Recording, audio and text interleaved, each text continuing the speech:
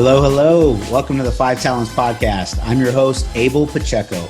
I interview the top commercial real estate investors and industry experts so you can learn from their experiences. So if you're an investor, a high W-2 earner, or real estate or tech sales professional that wants to invest in real estate without having to manage properties or leave your day job, then this podcast is for you.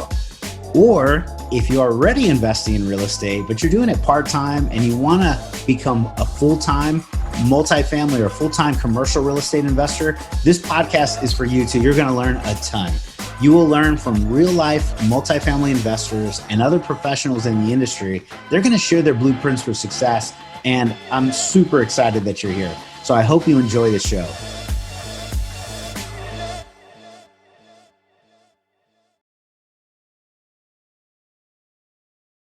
Hello, hello. This is Abel Pacheco, your host for the Five Talents Podcast. We are super excited today. We have an amazing guest, Mr. Arn.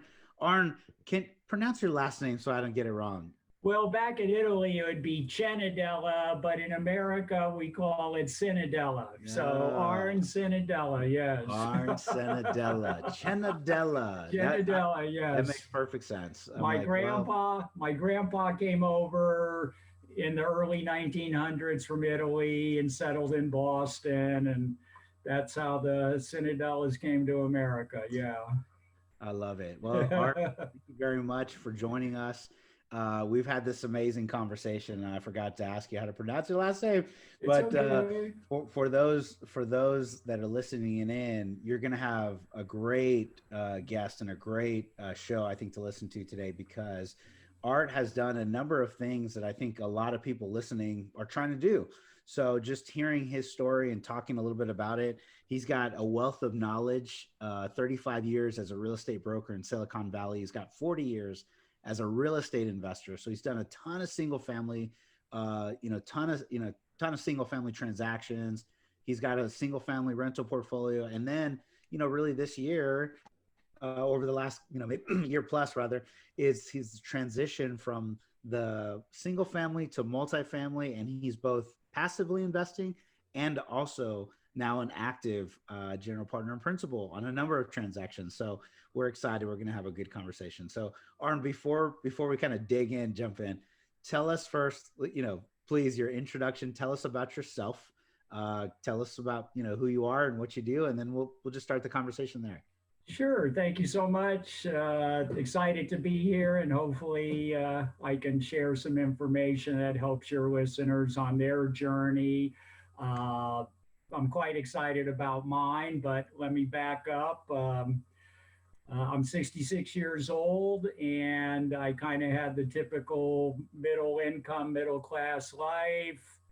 Was expected to go to school, do well in school. I did. Went to college, got a bachelor's, went to grad school, got a master's in physical chemistry, of all things, Wow.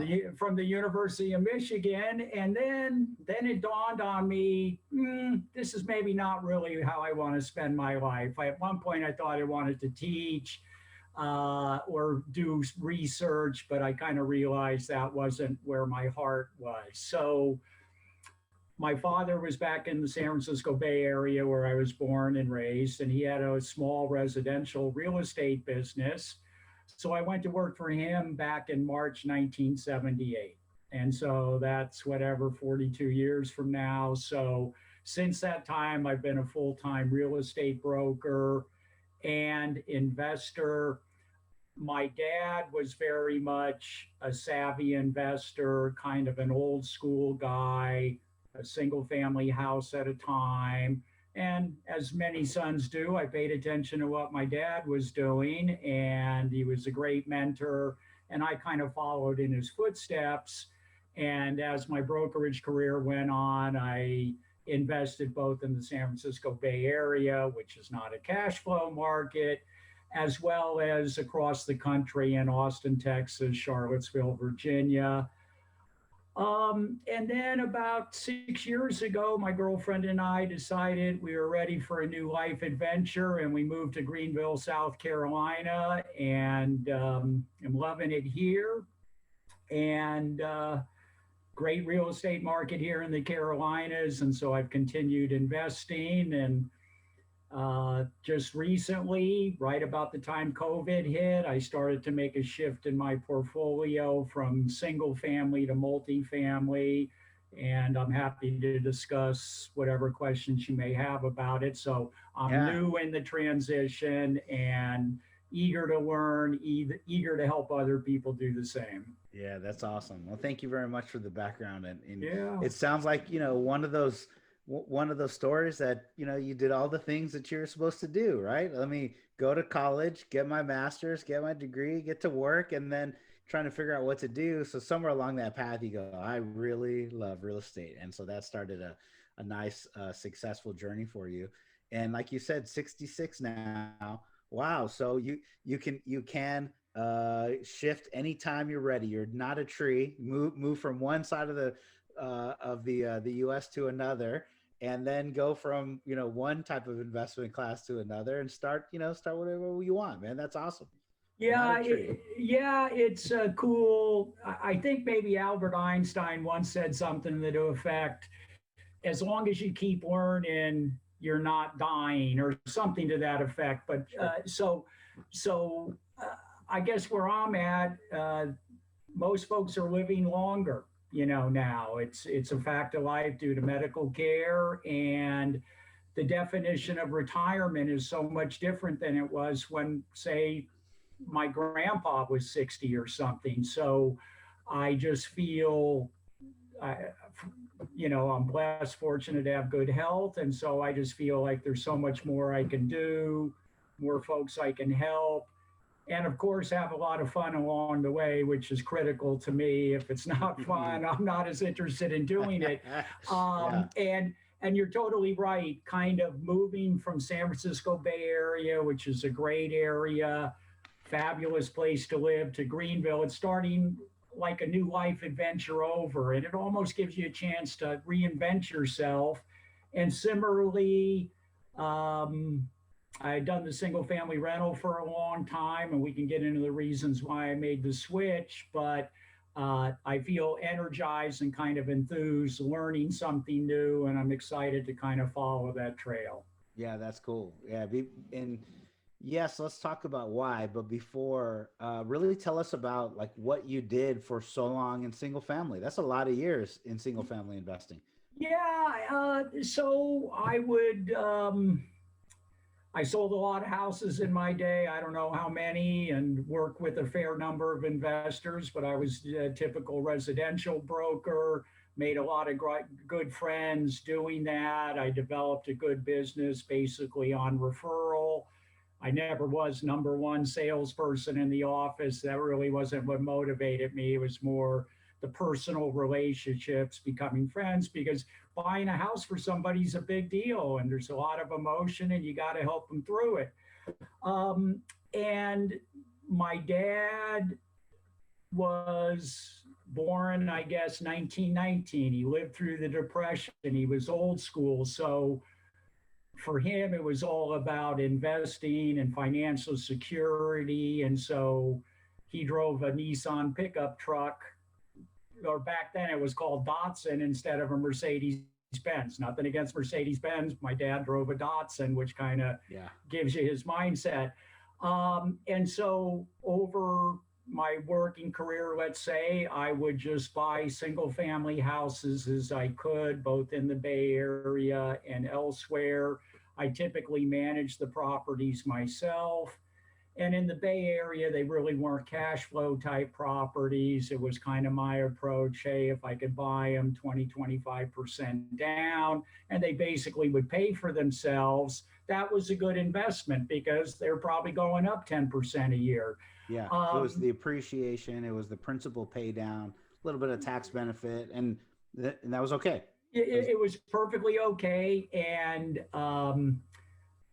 I had great tenants. I take pride in my properties. I think you can do the right thing and it can still be good business. I mean, I don't know how many tenants have told me, Arn, you're the best landlord I've ever had. Here in Greenville, a lot of the rentals are around my house. The tenants drop the rent off. And when I lose them, it's usually because they go buy a house. Hmm. And I'm Hmm. excited about them buying a house. And so, probably at my max, I maybe had 20 properties, 30 doors, and they were good little properties. But then I decided to kind of make a switch. Oh yeah. So you did get up to 30 doors. Was more than I got to. I got up to 10 before I said, "Hey, I'm gonna move." I'm a But little slower than you, okay? I'm not quite as smart as you. So, oh anyway. man. So why? So yes, tell us why the switch. What happened? Why, the inside from single family to now multifamily? That's a lot of years. So you had some expertise. You were in your comfort zone. You knew what you're doing, and now you entered into a, which some people can say it's similar, but it's also very different. So tell us a little bit about this. Sure. So, what I normally have done during my investing career is I kind of have all my properties on a spreadsheet, fair market value, loan, equity, income, expenses, net income, blah, blah, blah. And yeah, you kind of track it. And I would recommend everybody once a year take an audit on it and kind of see where you are. And so at the start of this year, I did that and had a lot of nice property, a lot of nice equity. But when I actually calculated the cash on cash return on that equity, Yeah. literally I was maybe getting 3.5, 4%, which isn't horrible. They're good properties. I got great tenants. They're going up in value. But as I got exposed to multifamily, I realized I could probably about double that cash flow by making the switch to multifamily. So the cash on cash could be 7 or 8%. Um, and that kind of leads to another question. And I know people disagree. Uh, Kind of in my own opinion, people can kind of go on an investing journey. And so in my mind, when somebody's 30, 40 in peak earning years, my approach would be to recommend to focus on capital growth. Because if they're making a good W 2 salary, they don't really need the income to live on. And so maybe the focus should be building one's net worth through capital growth. But then I think as folks get older, the scale is going to kind of tip from capital growth to cash flow. And that's kind of where I found myself at 66. I started collecting Social Security about 3 months ago. And so uh, I've kind of built up my nest egg, and I'm at a point where it makes sense in my life to kind of convert that nest egg into greater cash flow as opposed to capital growth. The one other factor I think is managing 10 or 15 rentals spread out over a certain geographic area. It's reasonably time consuming. Yeah. And so I became less enamored of kind of the day to day management responsibilities and kind of wanted to get out from under that. And I think multifamily is a way to do that. Yeah, all great points. Every one of them. The perspective on capital growth, if you're younger versus cash flow, and once you're in that retirement phase or quote unquote retirement phase, it's I want more cash flow, and then obviously the physical or the geographic kind of layout of your portfolio and single family can be very different than 100 units on one location, and then trying to figure out how to manage it all, right? You whether you're quote unquote asset managing that single family portfolio, still needs to be asset managed. What's my cash in it? What's my fair market value? How much cash flow am I getting out of it? And you're measuring that, like you said, once a year. That's the asset management on the portfolio. Now, or physical property management. I'm assuming you had property managers at that many units. I actually self-managed anything that I was local with. Let's say I have Yeah. control issues, okay? But Okay, I see. It's okay so, though. yeah, yeah, yeah. So uh, I think the point the listeners should maybe listen to. Yeah. My business was real estate.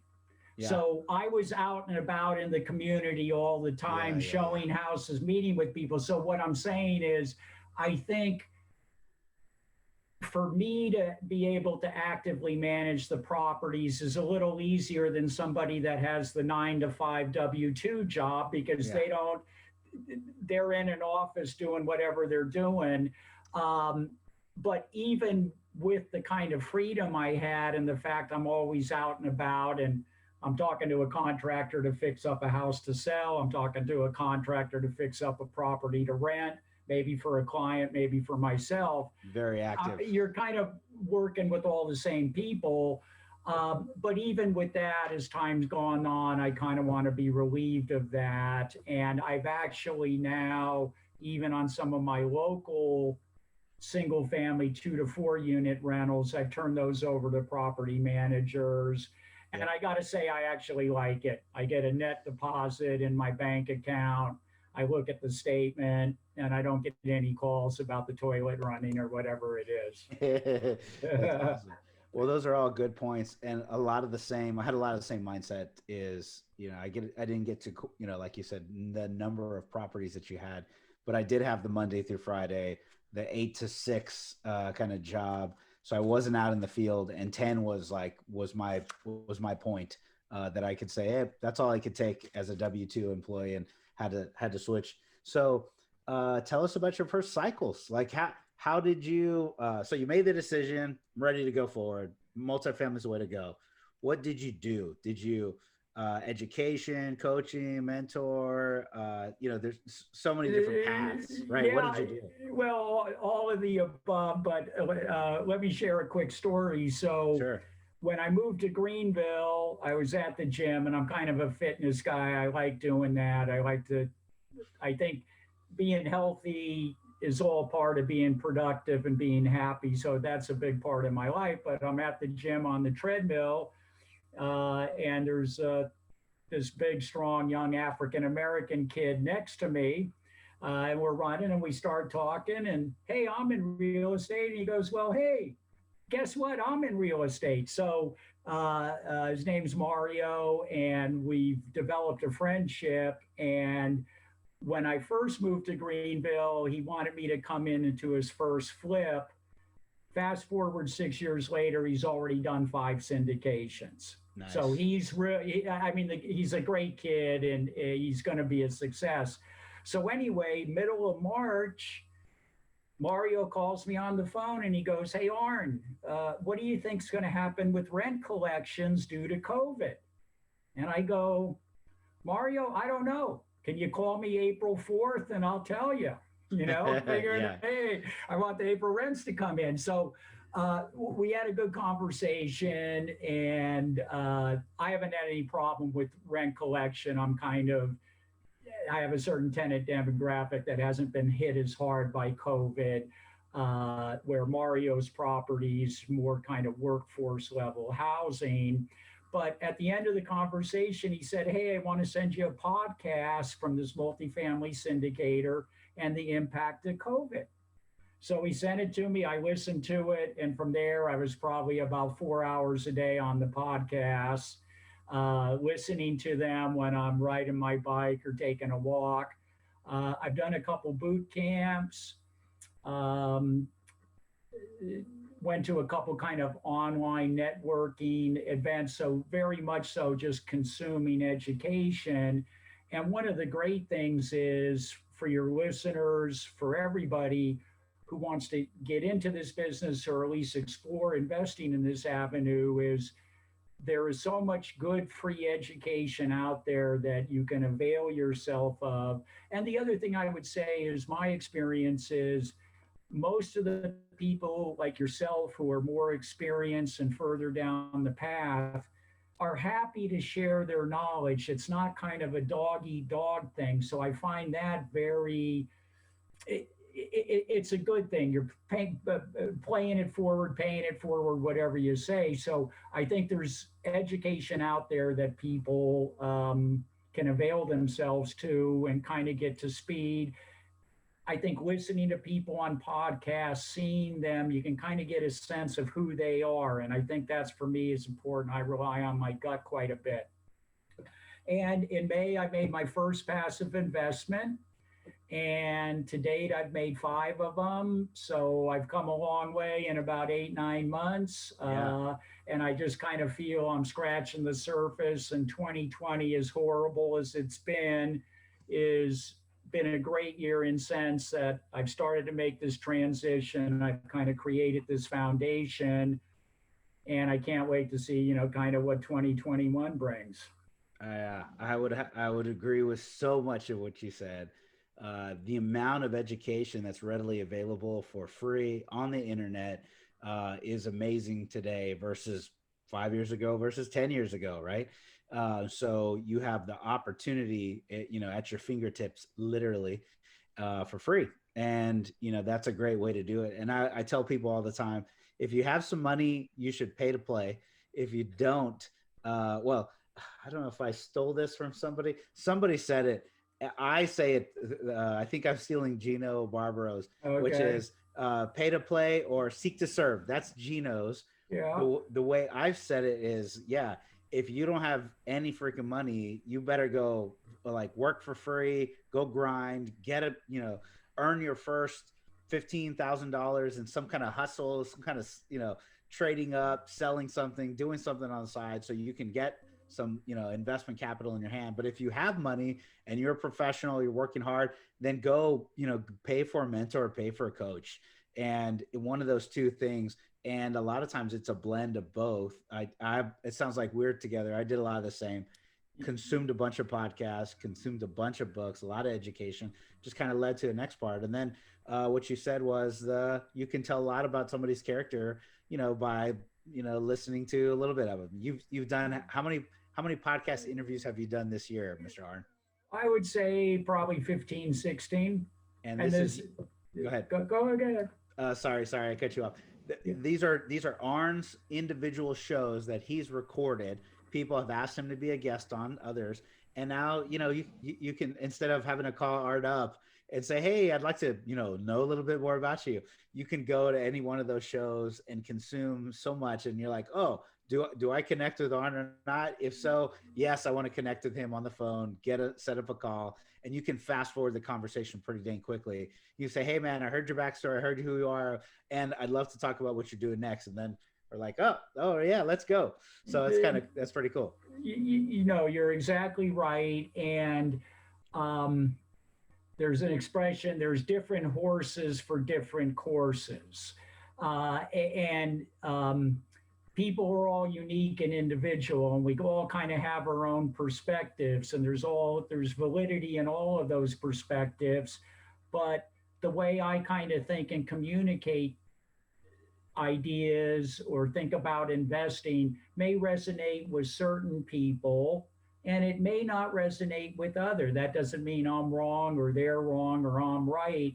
uh, but yes, through podcasts, many people have approached me, and uh, some of it's what I say, but I think some of it's also just kind of how I say it and kind of just the overall vibe people get.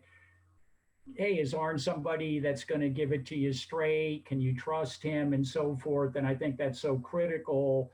Um, and then the one other thing we were talking about, if you have money kind of getting in the game, I would say with passive investing, you have the opportunity to invest a little here, a little here, a little here. And so you can kind of easily diversify, and you can kind of put your toe in here with this operator and in this market, and you could try another one.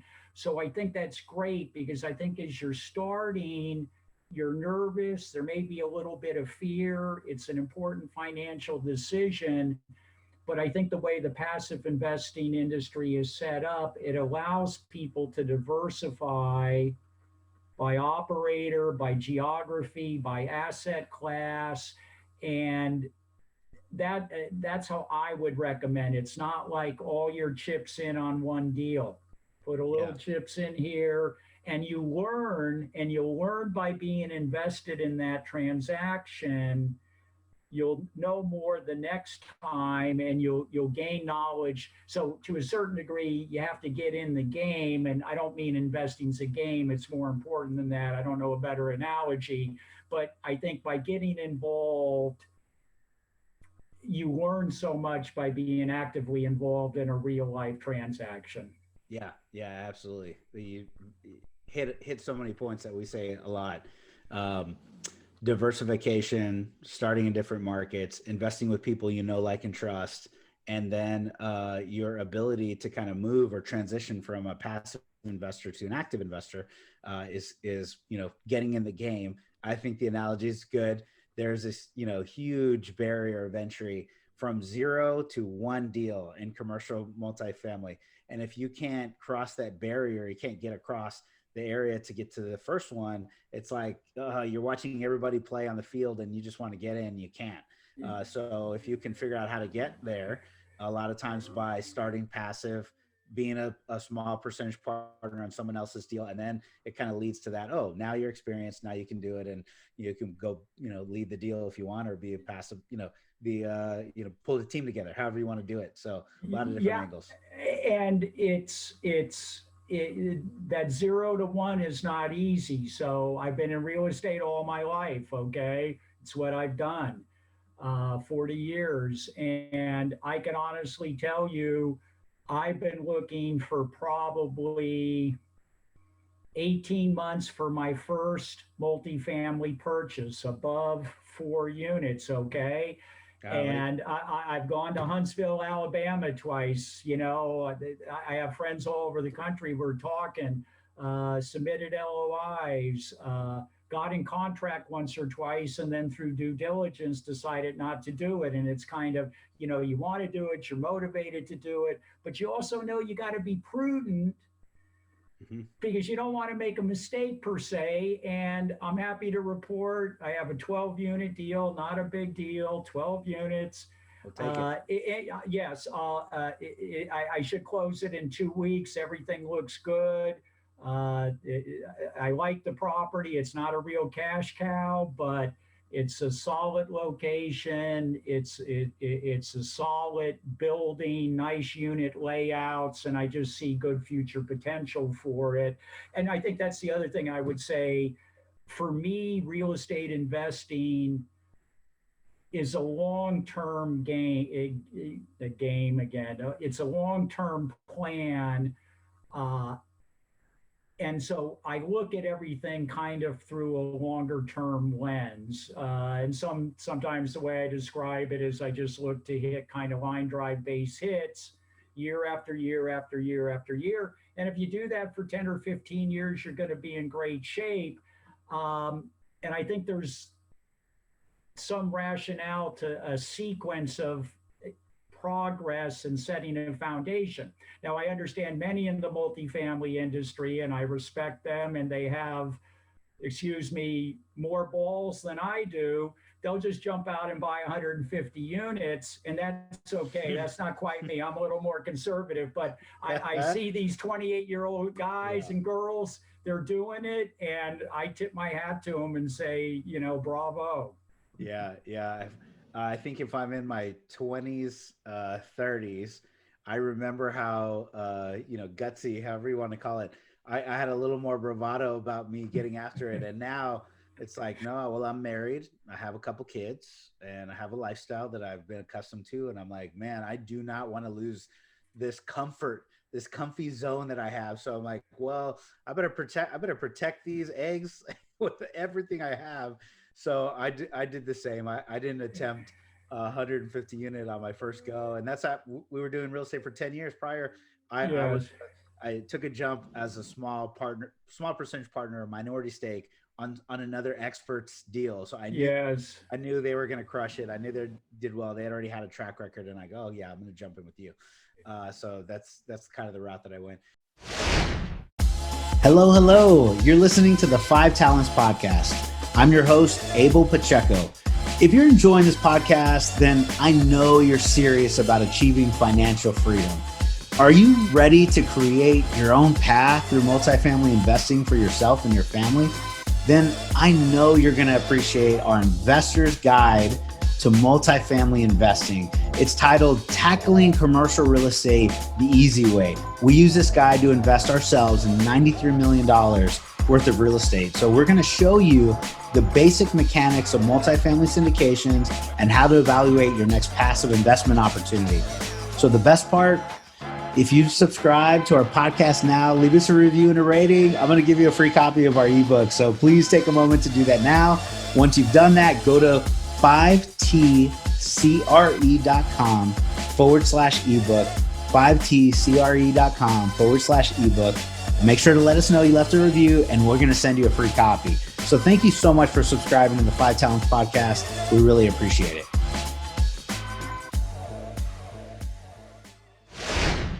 Well, I do want to stay maybe in this vein of conversation because it's a really good one. You have those 35 plus years of real estate experience that we can draw from, right? And so there are similarities and differences between single and commercial. And one of them is just like the length of time that you've been invested in real estate. You know, maybe give us a couple of those insights, a couple of those wisdom, points, a couple of the things that would help newer investors say, hey, you said it's a long game. So I love that one, line drive after line drive, one after one after one. What are some other insights that, you draw from the years of experience that you've had and still apply today? Yeah, and I've made my mistakes, so we've all made our mistakes, and hopefully they don't hurt us too bad. But you can't win every go round, but you learn and you move on. So I think for me, what I would say is if you're properly capitalized and properly leveraged, and you're looking at the numbers through a cold, steely eye, not rose-colored glasses, not what the best can happen, but a real cool, calculated assessment, proper leverage, proper capitalization, and a reasonable assessment, then I think you can you can invest, but still ride out the inevitable economic ups and downs. So I think one is be a little conservative. Don't get too far out ahead of your skis, to use another sporting analogy. I, there, there, and I don't mean to throw shade at anybody, but there are some multifamily gurus out there who say, I was worth 50 million in 2008, and then I lost it all, and now I'm back on top. That would scare me a little bit, because there was something not right there in the structure of their investing. If 08 and 09 would totally upset the apple cart. Yes, people got hurt, but I think it would be minimizing the thing. I think you got to be savvy about who you kind of partner with too, and you can't always be totally accurate about that. But listen to that little voice in the back of your head, and pay attention to that, because as you go into partnership with people, they say it's like you're getting married to them. So having people you can work with and trust is important also. Yeah, there's all good insights, right? The partnership one is so key. How did you choose your partners that you're working with today? So most of them are local, because my investing business is still local. So it's just people that I met in town, kind of socially. We develop a friendship, and that's how we kind of had a common interest in real estate investing. We enjoyed each other. And we also recognized that we brought different skills to the table, and trying to mesh those skills into a good kind of complete team unit is important. As I'm expanding my business and moving into active kind of general partnership, my reach is getting larger. But I still think, as you say, know, like, and trust. You have to kind of develop a personal relationship, and then the business can follow. Yeah, yeah, very good. Core alignment, vision, goals, I think are key.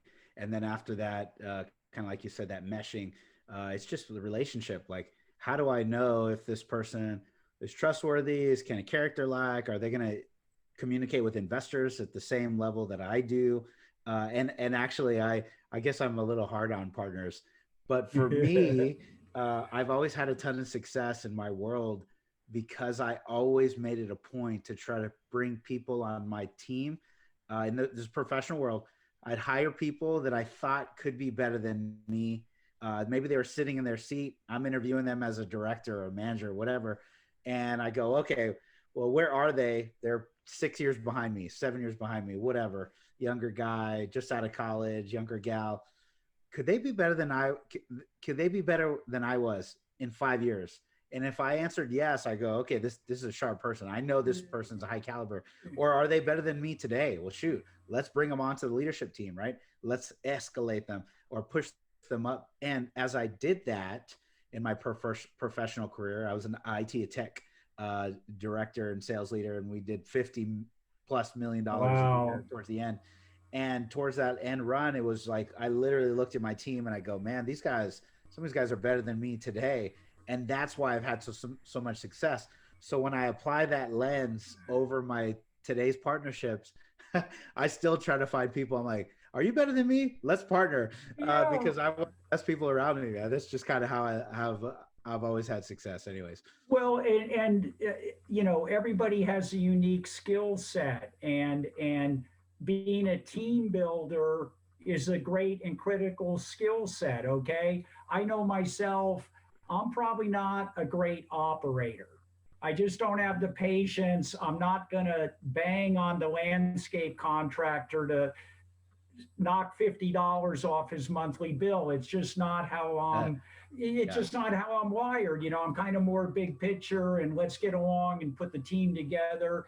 But there are other people who are great at that, and they're critical. They're critical to make the thing work. So I think a little bit of self awareness, kind of understanding where you're strong and where you're weak, and we all have strength and weaknesses, and finding people who bring complementary skill sets.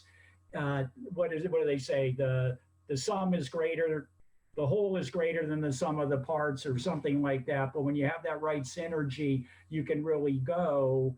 And I really enjoy the team aspect of it. I mean, uh, just doing it for yourself isn't nearly as fun as doing it as a team, and enjoying the up times and suffering the down times together and being together. For me, the team kind of thing is all about it, and that's one thing that is much different in multifamily than in single family. In single family residential broker, it's kind of everybody for themselves, and there's not this kind of collaboration. Where in multifamily I feel it's different, and it's something that I really enjoy. yeah, yeah. Right. Very good. Well, thank you very much. Well, Yeah. if you can give maybe the new passive investor, somebody that's been listening, and they go, you know what, I'm ready to move forward. I want to invest, and give them one or two tactical steps. Where do I start? How do I move forward? Well, I think one, I would try to assess maybe what type of investor you are and kind of what your risk tolerance level is. Because I think from there, you'll kind of know where maybe are you better kind of in a class B or A kind of yield play deal with perhaps less upside, but you just feel more secure, or are you wanting to be a little bit more aggressive, looking more for the upside? Then maybe you kind of know, yeah, that kind of class C value add operator is the right person for me. So I think I would kind of just ferret out where you're at on kind of the risk tolerance scale, and make an assessment there. Because if the whole world is your grocery store, it's going to be hard to find the right thing that you want, right? So I think you need to kind of assess that. And then I think the other thing would be the market. You can do a lot of investigating of markets online, and use your own judgment and life experience with your research to identify markets that you feel are going to be good in the future, and you understand the rationale behind those expectations. So I think you could then narrow it down to a couple different markets that you then start following. What I do in a lot of markets, I've been interested in Huntsville. I haven't found anything there. I subscribe to the Huntsville Journal. So I get the newspaper every day. So if it's San Antonio, subscribe to the recent new, the daily newspaper, and do that 2 or 3 markets. And then you'll find the operators within that market who are kind of doing your thing. And I would start to develop a relationship with them. I know oftentimes investors don't go see the properties they buy. For me, putting my eyeballs on something makes a big difference. So I would say if there's a couple market, no, I'm doing more than two. Sorry.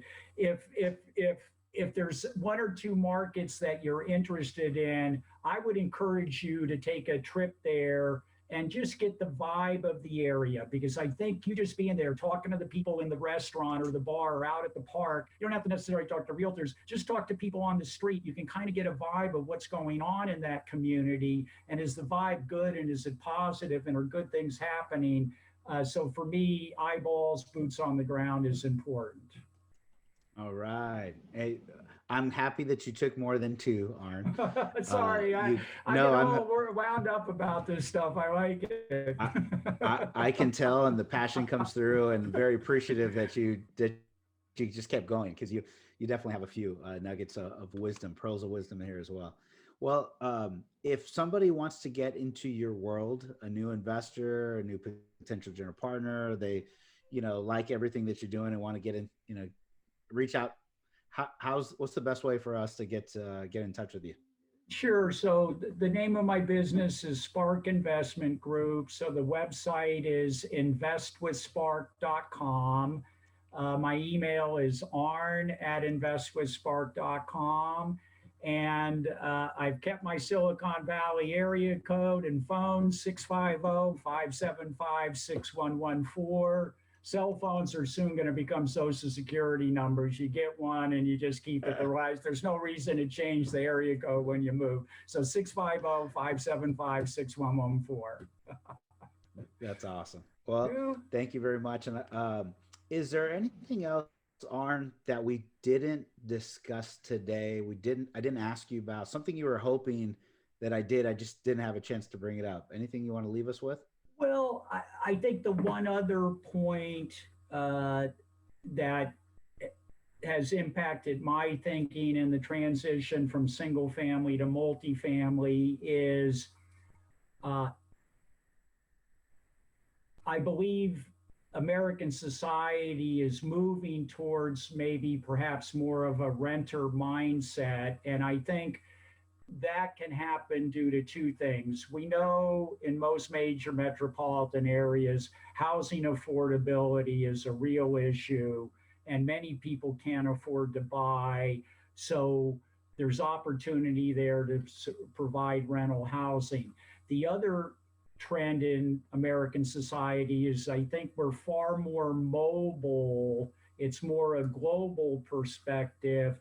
And so I think, unlike maybe when I was 30 and the dream was having the house in suburbia on a big lot at the end of the cul-de-sac where you're going to put down roots, I think today's 30 something, they're much more mobile, and they're kind of interested of living and experiencing all over the world. So and of course, with technology, you can go anywhere, you don't have to be somewhere to work. So I think there are a lot of demographic trends that are pointing towards the validity of the thesis about the value of multifamily property and what it can do in the future, because I think the demographic trends is going that way. Affordable housing is a big deal. And as an apartment building owner,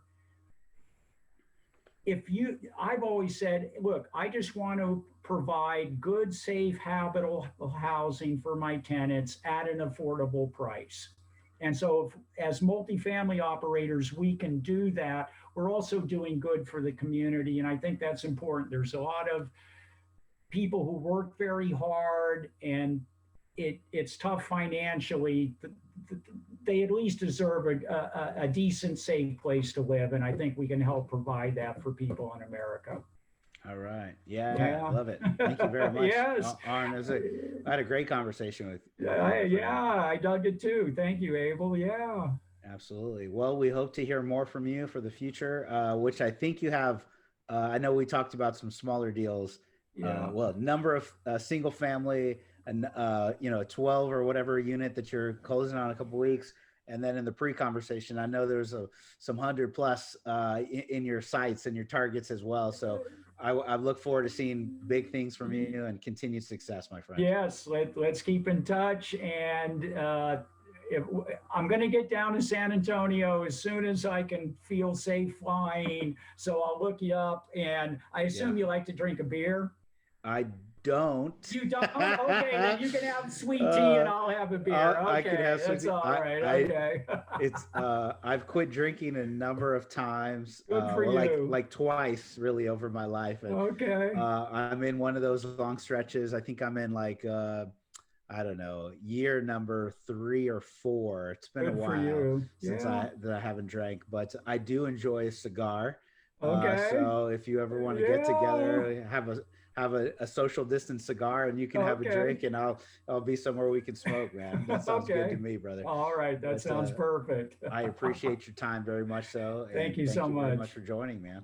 So Arn, it's been great. Thank you for our listeners and guests. If you appreciated something that Arn said today, I'm sure he would love you to reach out, get into his world, connect with him.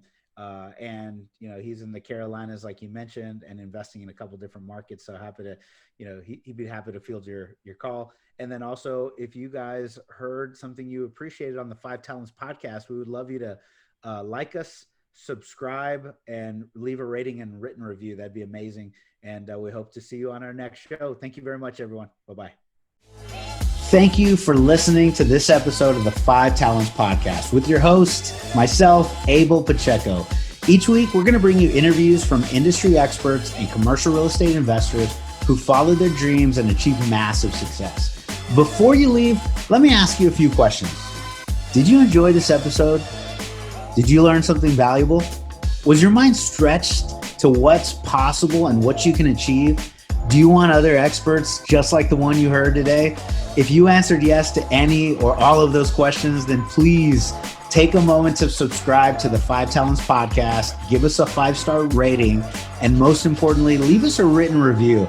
Tell us what you liked, tell us your favorite guest, give us any feedback. I'm excited to learn and improve so you can get a more valuable show. So thank you again for subscribing to the 5 Talents podcast.